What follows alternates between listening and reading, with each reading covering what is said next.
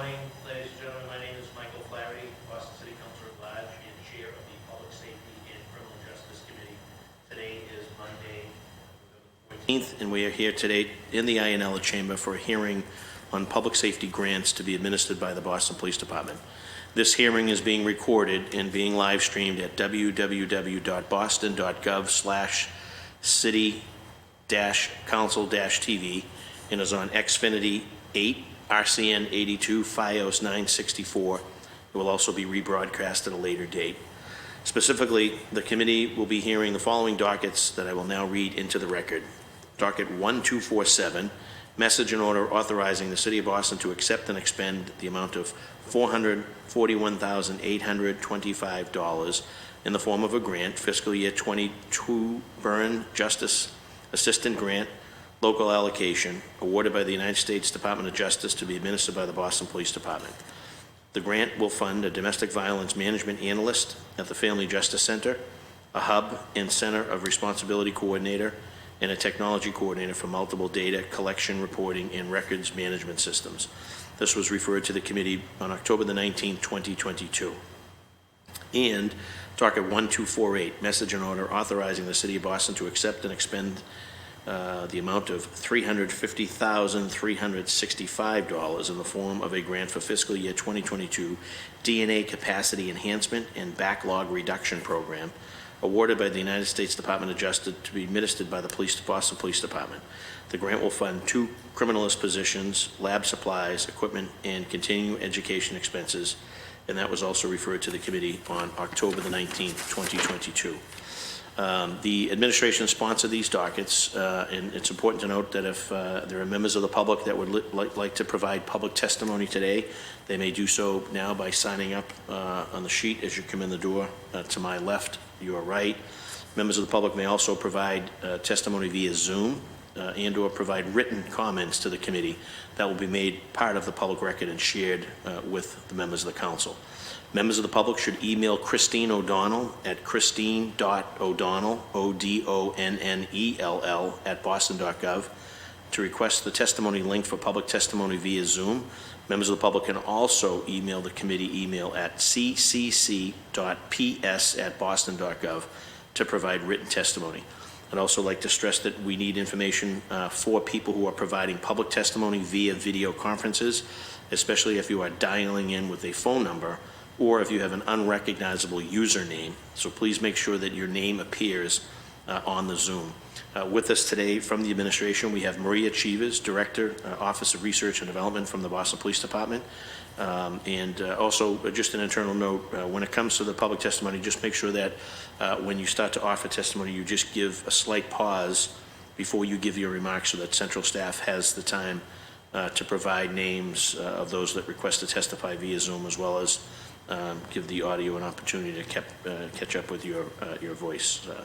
That said, good morning, Maria. It's always good to see you, and I know that these are repeat dockets that we've had discussions about in the past. So if you have no objection, I'm just going to throw it right over to you just to make introductory remarks. Tell us a little bit about both grants. We'll take them both at the same time. Okay. And then engage in some questions. If my colleagues arrive as well, they may have some questions, but always good to see you, and you have the floor. Thank you. So the FY22 Justice Grant is a grant that we get every year. It's what they call a formula grant, and it's based on the crime numbers that we send the FBI annually. The higher the crime numbers, the more the percentage comes back to the City of Boston with regard to the amount that we get. So although we get the grant every year, we tend to get different amounts every year. With that, we cover 3 full-time positions, all very necessary, needed positions. One of the positions is a domestic violence management analyst, and she works at the Family Justice Center, and she supports the domestic violence detectives as well as the domestic violence commander and all of the domestic violence advocates. Through this work, she does all the data analysis, which allows us to determine which districts have the highest numbers of calls for service and other important data that we look at when it comes to domestic violence citywide, as well as neighborhood by neighborhood. The second position is a technology initiatives analyst, and that position has been around for quite some time. The woman who held that position for many years had retired recently, and we are very close to replacing that position. I would sort of refer to that position as somebody who does a multitude of work. They do training. They work with varying companies that come into the city of Boston, the Boston Police Department, to test out the products that they are bringing into the city around technology innovations.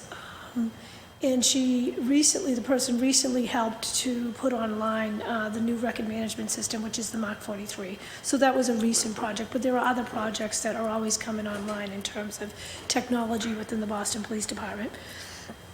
The third position is the hub coordinator, and the hub coordinator is the newest position that has come on board through this grant. I believe we spoke about the hub a few times. Right now we have 5 hub meetings each week in 5 different specific areas. One of them is at the Melnia Cass. That was the most recent one. We've been convening those meetings with this hub coordinator support, with all city agencies involved in the Melnia Cass response, as well as multiple service providers. There's a 5-filter process within those meetings that assures confidentiality of those folks that we're trying to work with and help through probably the most difficult times in their lives. The people that get referred, or the situations that get referred to the hub, are the most critical. And when I say that, the term that they use is acutely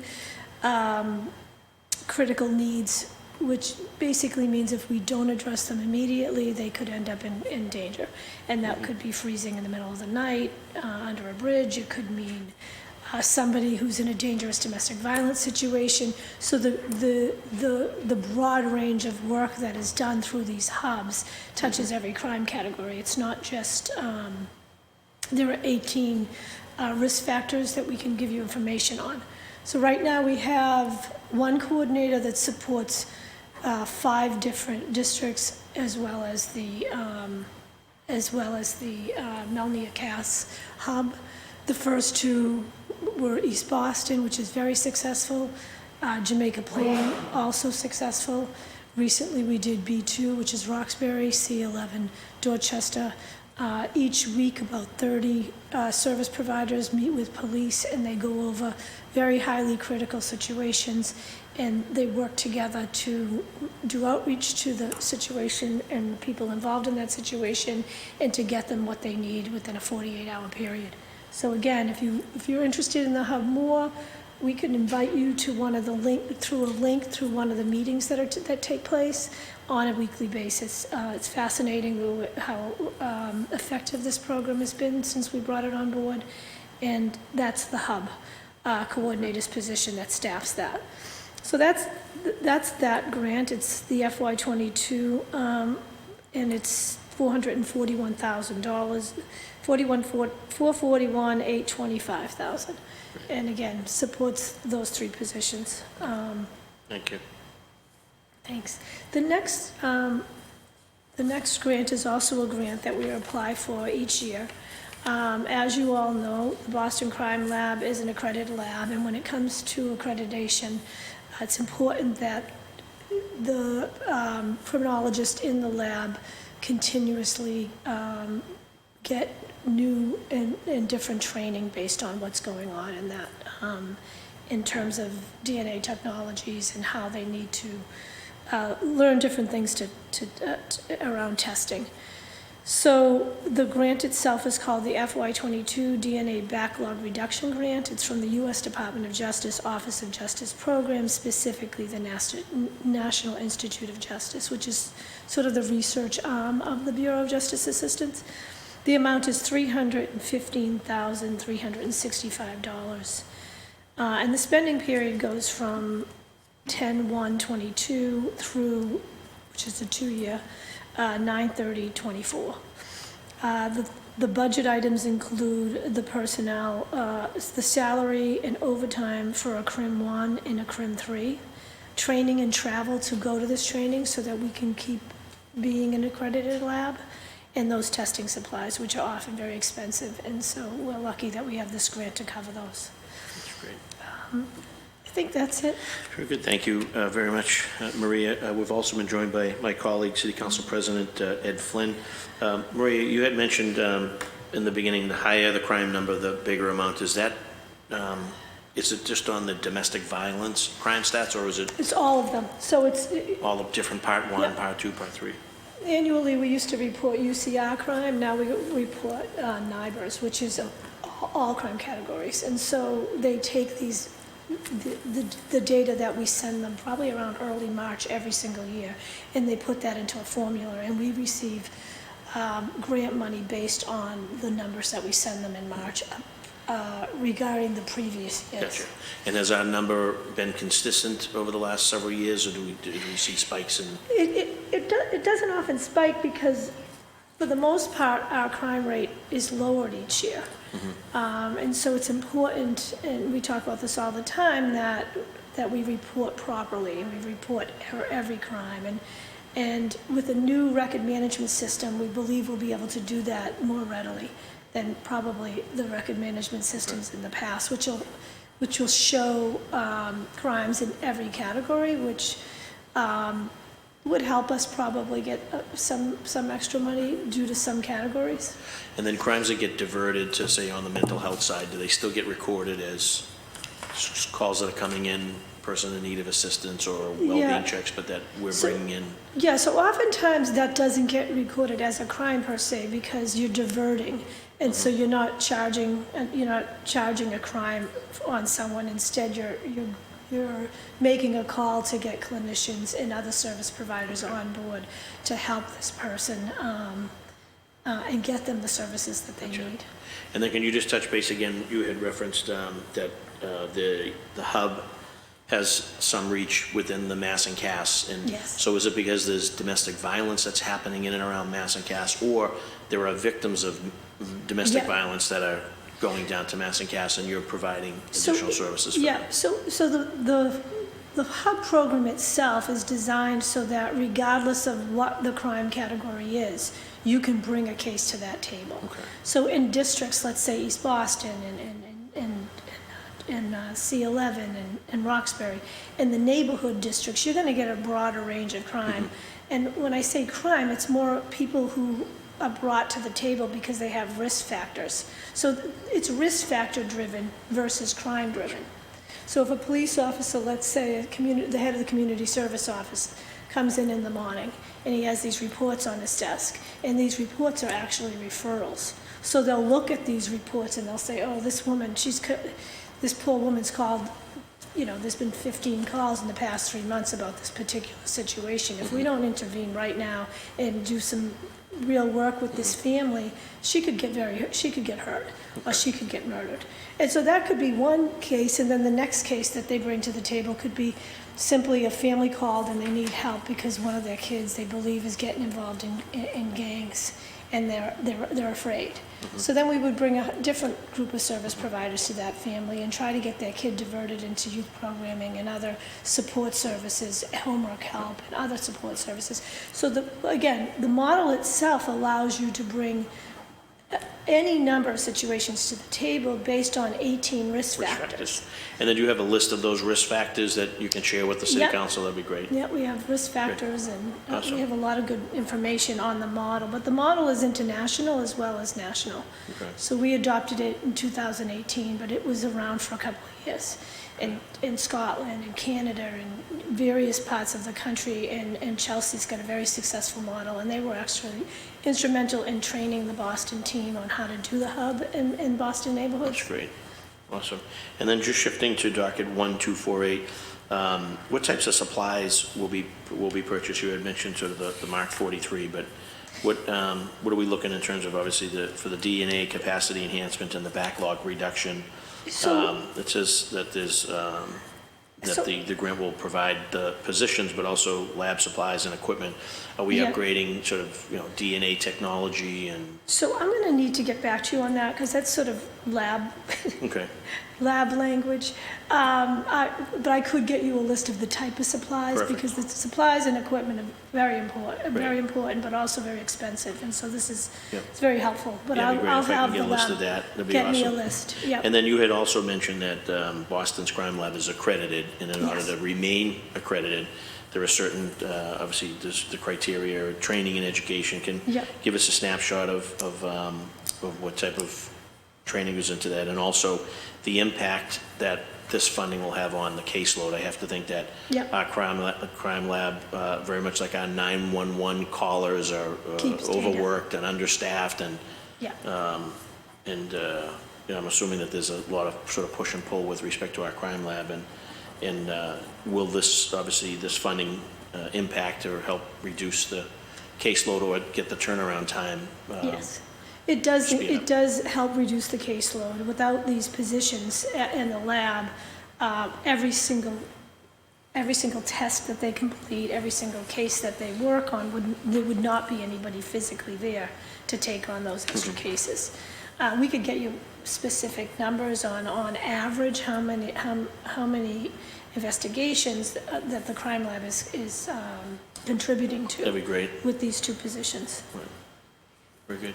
Chair, this time recognize my colleague, City Council President Ed Flynn. Any questions of Maria Chivas from Boston Police Department Research and Development Director? Thank you, Mr. Chair, and thank you for holding this important hearing and for the work you're doing as chair of this important committee. I also want to acknowledge and thank Maria for the tremendous leadership and professionalism you are doing in your position, and we're fortunate to have such a strong leader working, such as yourself, in the Boston Police Department. So I want to acknowledge the professional work that you've been doing for so for so many years. Maria, I had the opportunity several years ago with City Councilor Andrea Campbell, who will soon be the Attorney General, Mass Attorney General, to visit the Family Justice Center in Brighton on Commonwealth Avenue. Yes. Had a great tour, had a chance to talk to many people there, including Boston Police, but also the other public safety professionals providing incredible services to victims, especially impacted by domestic violence. So I have a general question, Maria, on the Family Justice Center. Can you just explain a little bit for me, what are we doing on domestic violence as it relates to our immigrant communities, but are we doing enough in terms of the outreach as it relates to language and communication access and trying to assist immigrants, many women that might be in this terrible situation? But what are some of the programs that we're able to work with and help victims of domestic violence? Well, first and foremost, I want to say that whenever we hire a domestic violence advocate or a sexual assault advocate or support services for the human trafficking unit or the crimes against children unit, we typically advertise and approach people who speak English as a second language. Mm-hmm. And so oftentimes we'll look for people, obviously, who speak Spanish, Portuguese, Cantonese, and other languages. So that's one of the first and most important things that I think we try to do, is hire directly people who speak, again, English as a second language. Secondly, we have about 10 service providers that work directly with us out of the Family Justice Center, and oftentimes our domestic violence advocates and DV detectives will contact them directly and get other surround support services for victims of domestic violence. We work with Casa Myrna Vasquez often, and they have a whole team of case managers and services that they get access, that we work with in order to get access. Oftentimes it's housing, emergency housing, and other emergency services. There is also other organizations in the Asian community that we work with that specialize in domestic violence and support for victims of domestic violence in that community. But beyond just specific DV service providers, there's other providers that we reach out to provide other support. So there could be housing partners, there could be substance use, mental health support services, there could be emergency needs that are fulfilled. So it's not just the DV partners that we work with that have within their organizations multiple staff that, again, speak English as a second language and come from varying backgrounds. Thank you, Maria. Then my final question is, or maybe a final question in a statement, I guess. Just for the record, where is the crime lab located in Boston? It's right at police headquarters, and they asked me to mention to the committee today that if there's any point in time that anybody would like a tour of the crime lab, they would be more than willing to do that. But it's right in headquarters. No, that's excellent. I would like to take the police up on that opportunity, and I'll let my colleagues know about it. So does that crime lab, certainly it's certified, but is there anything that is lacking at the crime lab that the city council can address through the budget process next year? I think that one of the issues in the crime lab is physically the space is very small for them to be able to do the multiple different things they do. We have a latent prints, we have a firearms unit, we have a DNA unit, and so there's about 4 units that fall under the crime lab. And so I think what I've heard, and I can't officially in my position, give you the wish list, but I do know that it is pretty crowded down there, and I do know that they need more space. And positions, again, are always important because, we end up in the situation where we're going after every grant time we can to fill positions that maybe should be supported through the operating budget at some point. And so between space and positions, I think I'm covering a lot about what the needs are of the crime lab. Thank you, Mr. Chair, and I just want to say thank you to Maria for always being professional and very informative when she appears before these meetings. I want to acknowledge the important role the Boston Police play in our city. Thank you, Mr. Chair. Thank you, Mr. President, and I concur. And just also want to read into the record a letter from our colleague. Dear Chairman Flaherty, I'm writing to inform you of my absence today during today's City Council hearings on docket 1247 and docket 1248. A representative from my staff will be listening in and following up with me. I look forward to reviewing the footage and follow up as need be. I sincerely regret that I could not attend this morning due to prior scheduling commitments that I must keep. Thank you, City Councilor Large Aaron Murphy. Thank you. So, Maria, unless you have any questions of me as the chair or Council Flynn as the council president, very thorough hearing. If we just had just a couple of the ask of just get the 18 risk factors that we had suggested, and we had the equipment. Yep. What type of equipment we purchase, supplies and equipment, and then obviously Council President Flynn is asking to follow up on the opportunity to take a look at that. Must be the hub and the meetings that sort of take place, and see whether or not. I can send you the link to all 5 meetings. That's great. And then what we would have to do is send you a confidentiality form. You would sign it and then send it back. We would send you the link, and then you can attend just to see how wonderfully these meetings work. It's nice to see like 25 service providers and community partners really working out and working together to support people who are in crisis. Right. It's the work that no one sees or no one hears about, but it's a critical function that we're playing in partnership with the police department and other agencies. If anyone here wishing to offer public testimony may do so now or forever hold your peace. Seeing and hearing no desire for that.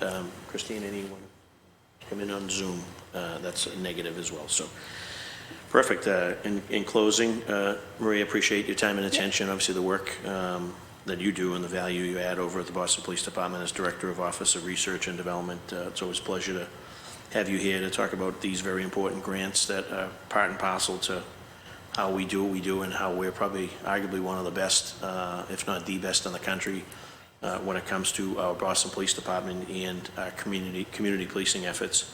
I know we're the envy of cities our size, bigger and smaller across the country, because of the way that we police and partner across the city. So with that, as the chair, with respect to dockets 1247, that is a grant to the extent of $441,825 to be administered by the Boston Police Department from the Burn Justice Assistance Grant for domestic violence management analyst at the Family Justice Center, as well as a hub and center responsibility coordinator and a technology coordinator.